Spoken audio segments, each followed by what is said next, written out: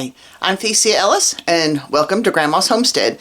Okay, I have forgotten completely about my garlic for the year.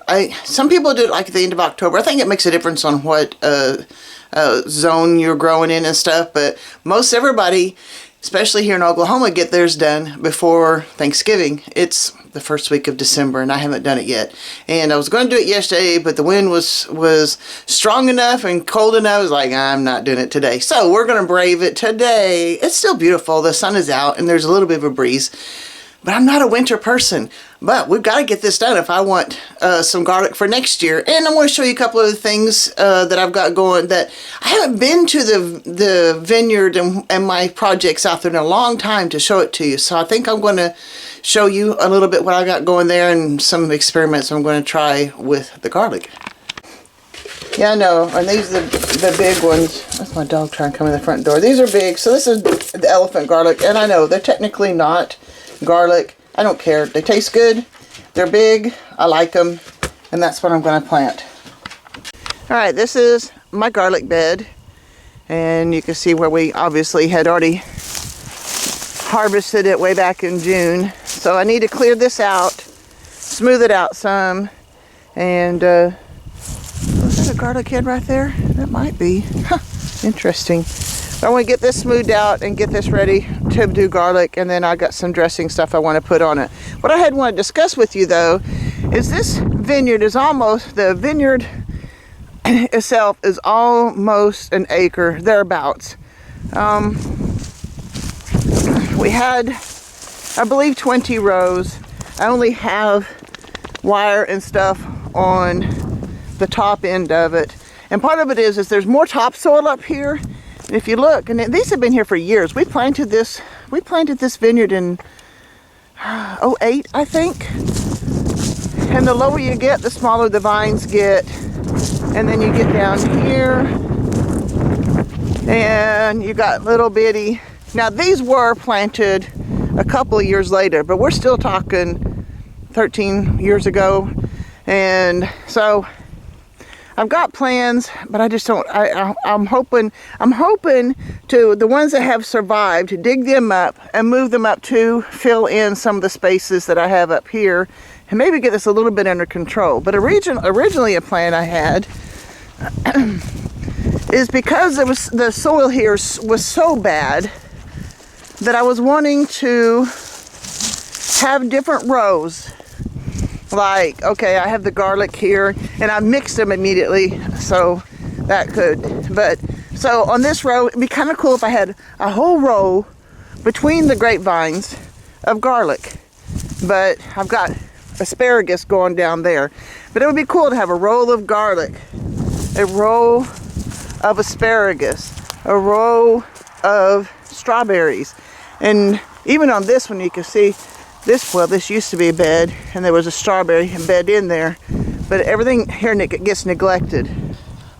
So what I've always wanted to do is between these, like I've got that bed for the garlic and then the asparagus and stuff too, but dig it up and I make little woody beds. I don't know if you guys are familiar with hugel culture at all. It's not, okay, hugel means high bed, but if you dig down and if you look at some of my old videos, you can see where I've dug some woody beds here. And so I dig down, put some old wood in it so it can rot and create a hyphae fungus to help feed the stuff and get a little bit of loosening up of this soil. This used to be a strip mine for coal, and I found out just a few years ago right here where the vineyard is was the what's it called, the motor pool for the trucks when that were they were for other vehicles that were used for digging the strip mine for the coal.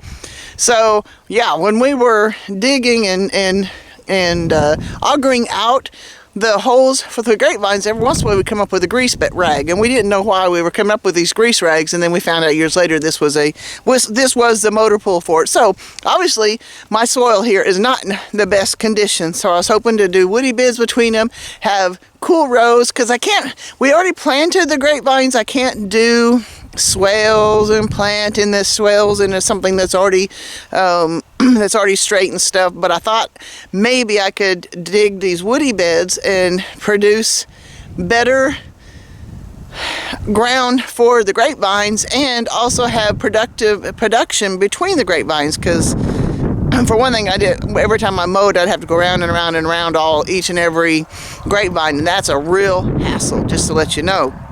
So if I had grow beds between each grapevine, I could mow straight lines. I'd have the space being used. I could have the production, and that's been my goal.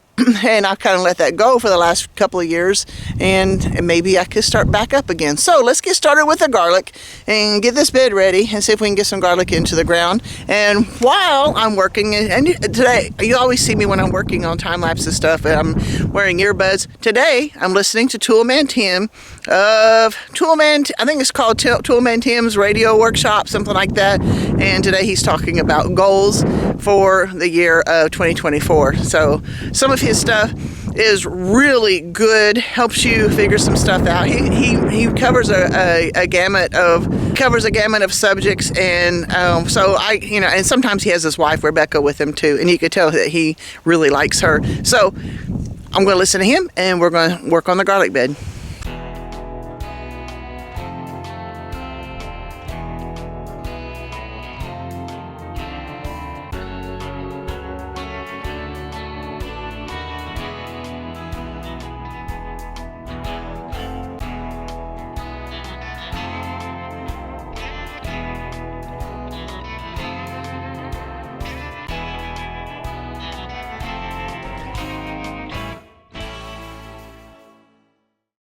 All right, that was a garlic. I think that's like one of those round things that was underneath, but this was some garlic that didn't get dug up. And I found a couple more, and I'm trying to work around them. There's one right there, and I believe right there. I saw a pretty thick one somewhere. There it is, right there. So I'm going to plant around these, and they'll be ready for next year.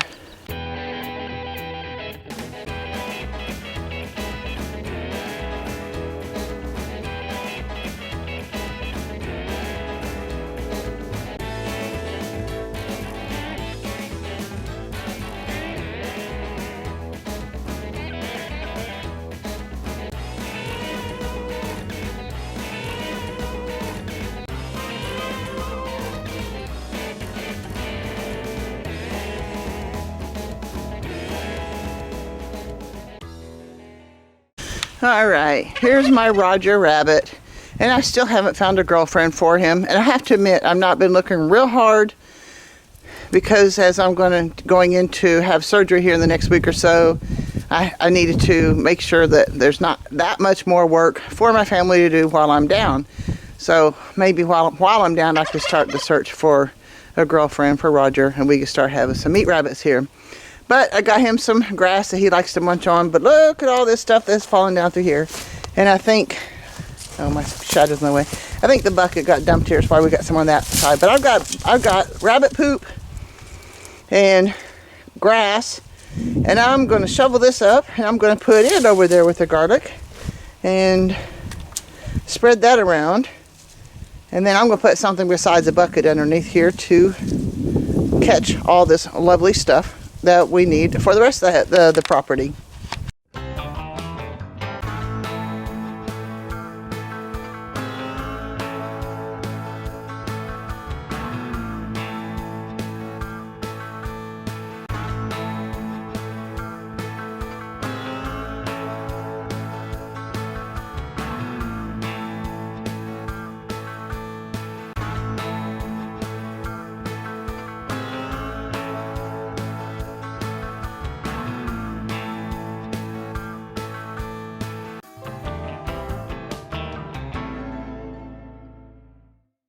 All right, last but not least, this is the little brooder I had for the last batch of chicks I had a few weeks ago, whatever it was.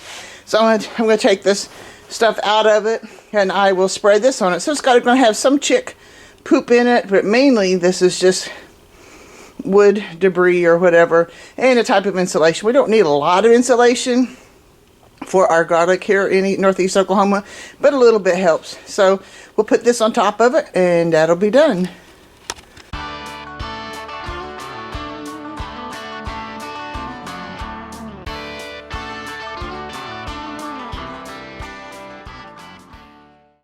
All right, you can still see some rabbit poop. I was trying to get it covered up with the grass and the wood shavings, but I still think it looks pretty good. We got, except for this one mess of big grass, but that's okay. It's done. I got it done. I quit procrastinating finally and got it done. Well, it felt good to get that done. I needed to get the garlic into the ground. And it's kind of cool. I'm really glad that I had that rabbit poop. I keep being told how wonderful rabbit poop is. I don't know that garlic needs any fertilization, but as far as I could tell, all the ground needs to be fertilized and loosened up and everything here. This is, like I said, it's reclaimed coal pits. It's had a rough life in the last few years, and I'm trying to help it to heal little bitty bits and pieces at a time. So I'm glad to get that done, and got it done on a nice day, so I didn't have to. And like we got wind coming, and so far the temperature's going to stay relatively decent for the next few days, but it's going to drop again. It's December, you know, that's what happens. But that's all I got today. It felt good to be outside in the sun and getting some work done. I'm not going to be able to do that here pretty soon, and I'm looking forward to, I'm grateful for the opportunity to get that done.